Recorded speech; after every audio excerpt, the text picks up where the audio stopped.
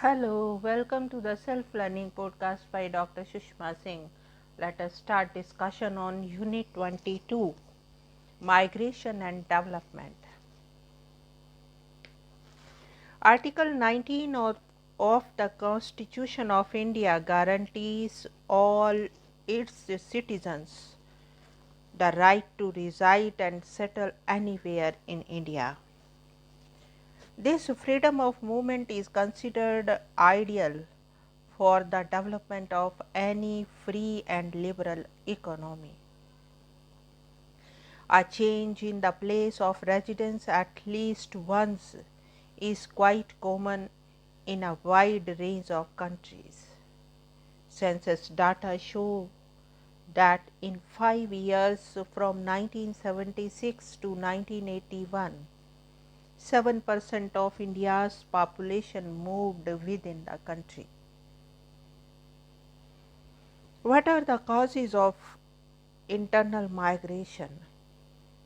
Migration is a complex phenomenon with a multiplicity of causes which can be segregated into push and pull factors. There may be one cause: earning and employment opportunities.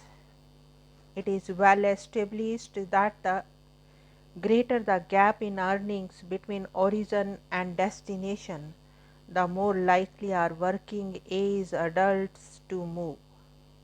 Many migrants to urban areas initially enter the informal sector.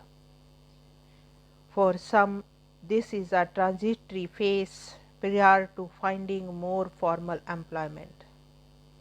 However, statistical studies of these patterns are placed by the lack of precision in defining the informal sector, and the evidence does not make it clear whether the formal or informal sector offers higher pay to observationally equivalent workers. Migrants to town initially earn less than observationally equivalent natives, but the evidence indicates that this gap disappears within a few years and may even reverse. Findings on whether differences in unemployment rates between locations promote migration are mixed. Limited evidence suggests that the migrants often identify their urban job before migrating, but other migrants do appear to search for work after moving, either while in temporary employment or while openly unemployed. However, at least one study maintains that off-farm migration in developing countries will cease only when the earnings gap is entirely closed. It has also been argued that unemployed workers may have at least as high a chance of re-employment in their home setting, where information and contacts are more readily available.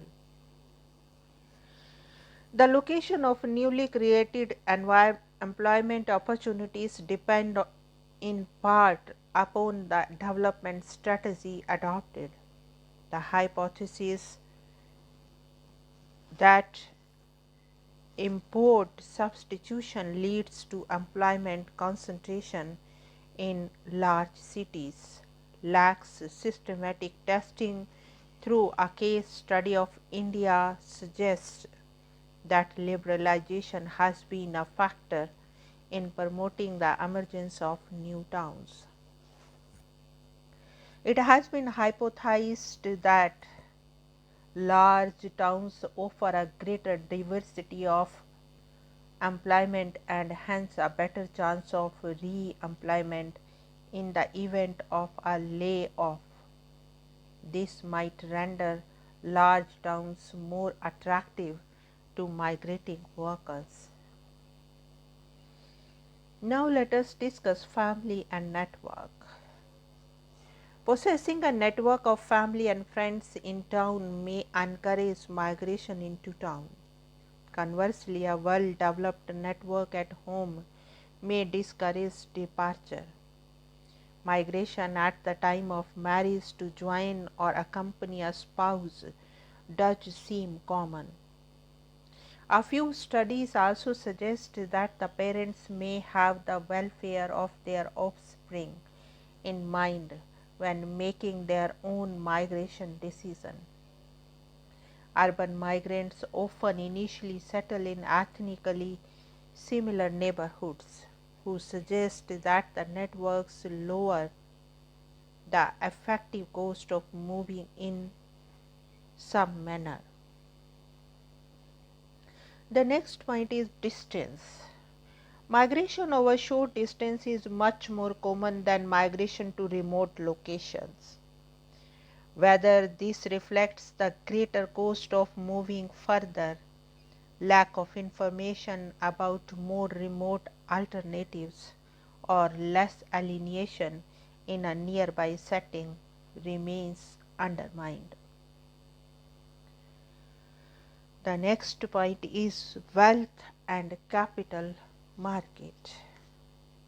Incomplete or imperfect local capital markets may encourage out migration either directly through restrictions on the ability of families to borrow or indirectly through effects on the employment creation.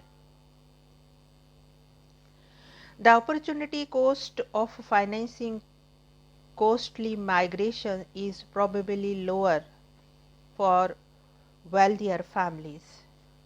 This has two important implications. First, other things being equal, migration may be more common from richer families, and this in turn may exacerbate the inequality in incomes. Second, as a region becomes wealthier, out migration may actually increase as the financial constraint is reduced. Empirical evidence on those two implications is mixed and controversial. Only a few cross family studies examine the wealth effect. The results are too mixed to reach any conclusion. Some historical studies do show rising immigration as GDP increases, but this is probably largely a reflection of the demographic transition and altered patterns of employment rather than elevation of a financing constraint. The next point is family strategies to contain risks.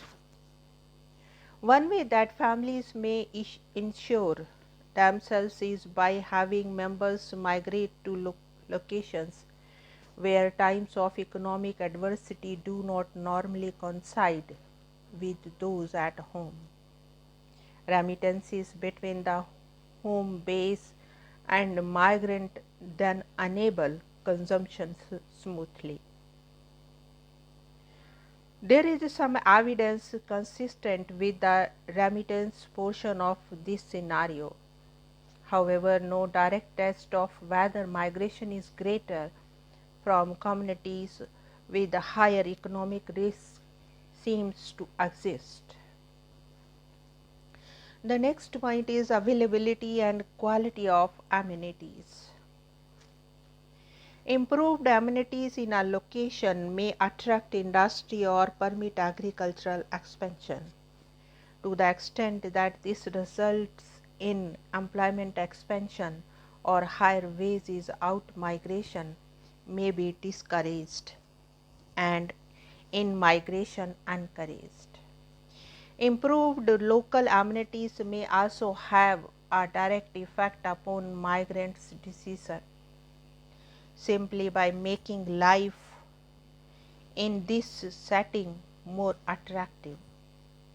Unfortunately, no evidence appears to exist on the effects of amenities on migration outcomes in the developing countries. The next point is incidence of violence, diseases and disasters. It is obvious that episodes of violence and natural disasters result in mass migrations, either of internally displaced persons or of international refugees. However, the extent to which ongoing violence, political repression and the recurrent risk from disasters increase the flow of migrants is far less well documented. The next point is migration control and incentives.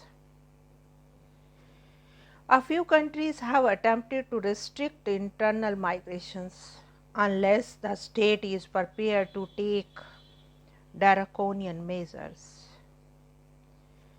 Such controls are usually ineffective. In a number of contexts, it has been found that the expelled migrants soon return. In some of the socialist states, access to jobs, housing, food rations, and other state benefits have been tied to a specific location, effectively preventing migration by removing the incentive to work. However, at least in China, the emergence of a more market oriented system has eliminated the efficacy of these controls, and migration has duly expanded. Now let us wind up the session and take rest. Thank you very much for engaging yourself with a self-learning podcast.